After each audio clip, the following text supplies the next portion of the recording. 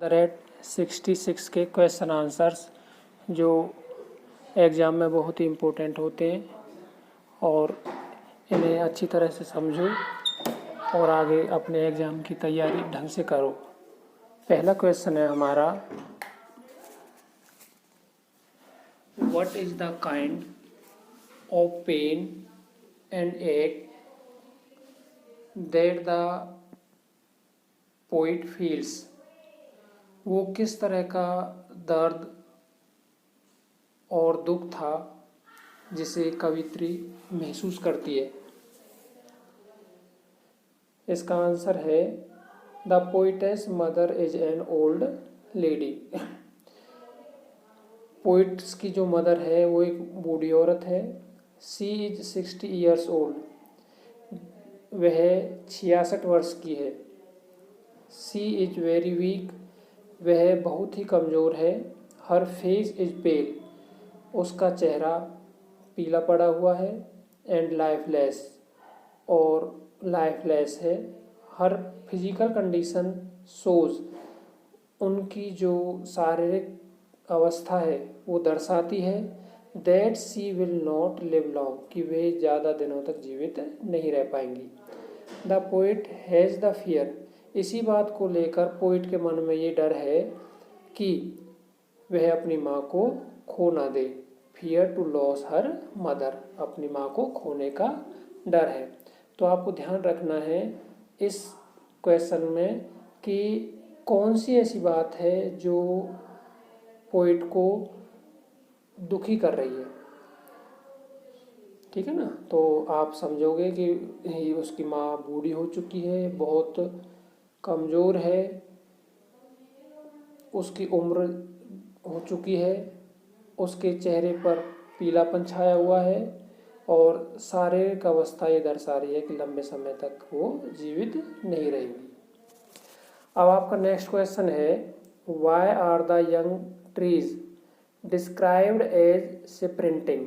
Young trees यहाँ पर एक तरह से सिंबल के रूप में प्रयोग किया गया है और स्प्रिंटिंग का मतलब होता है दौड़ना, भागना। आपने देखा होगा कि कई बार जब हम किसी व्हीकल में बैठे हुए होते हैं, जैसे कि कार हो, बस हो, ट्रेन हो, तो जब हम बाहर देखते हैं खिड़की से तो हमें पेड़ भागते हुए दिखाई देते हैं विपरीत दिशा में। तो ऐसे ही एक नज़ारा पोइटेस को मिलता है देखने को जब वह अपने घर से एयरपोर्ट पर जा रही है। तो उस चीज़ का क्वेश्चन यहाँ पर है ये कि why are the young trees described as sprinting. तो यंग ट्रीज को भागते हुए क्यों वर्णित किया गया है। हेयर, यहाँ पर the poetess represents a contrast between her old mother and young trees. Poet जो है अपनी माँ और बूढ़ी और औरत है जो उसकी माँ, उसमें और यंग ट्रीज में एक तरह से कॉन्ट्रास्ट प्रस्तुत करती है। Mother's old age is the symbol of ending of the life.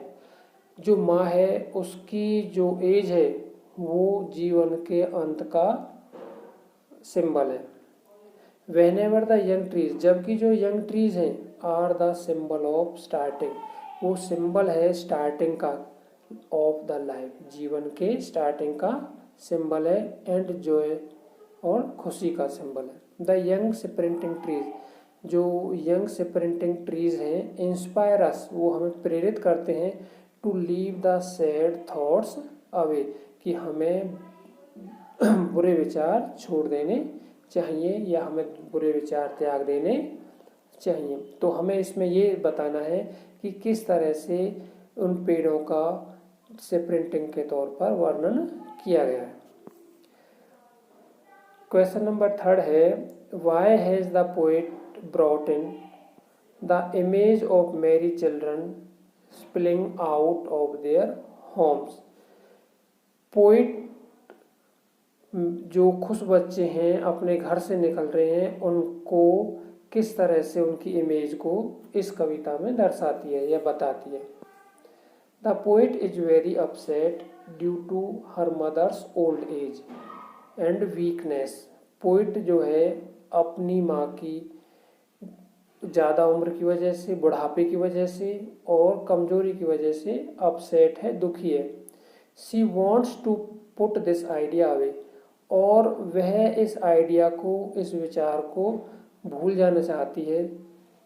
This is why, यही कारण है, दैट इज वाई, यही कारण है, that poet has brought in the image of merry children spilling out of their homes, कि वह उन बच्चों का जिक्र कर देती है जो बच्चे वहाँ से अपने घरों से खुशीपूर्वक निकल रहे हैं, अर्थात वो दुख से सुख की तरफ अपना ध्यान आकर्षित करना चाहती है, दुख को भुलाकर सुख के पलों का आनंद लेना चाहती है।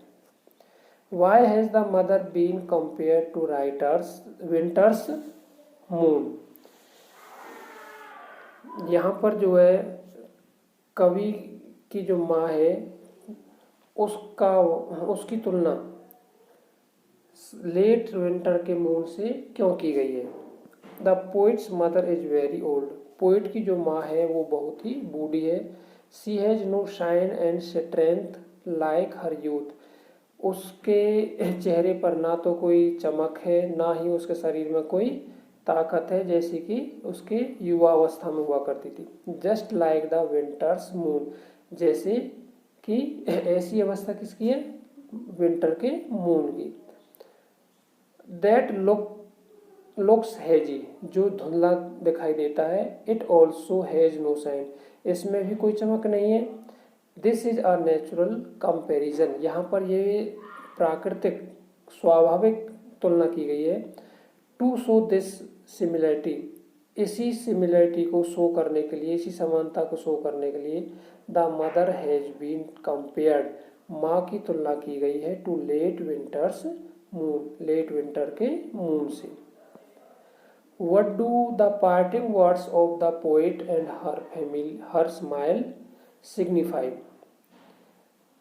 जो पोइट है उसके विदाई के समय के जो शब्द हैं और जो उसकी मुस्कुराहट है, वो दोनों चीज़ क्या सिग्निफाई करते हैं, क्या दर्शाते हैं। तो इसका आंसर है the poet's parting words are seen you Amma, see you soon Amma. The poet's parting words, जो पोइट के जो पार्टिंग वर्ड्स हैं, विदाई के समय के जो शब्द हैं, वो है अम्मा मैं आपसे जल्दी ही मिलूंगी। सी इज वेरी अपसेट, वह बहुत अपसेट है, अर्थात जो पोइट है बहुत दुखी है। But she tries to look normal, परंतु वह दिखावा कर रही है नॉर्मल दिखाई देने का, सामान्य होने का। दीज एक्शन सिग्निफाई दैट, ये जो एक्शन है, क्रियाकलाप है, ये सिग्निफाई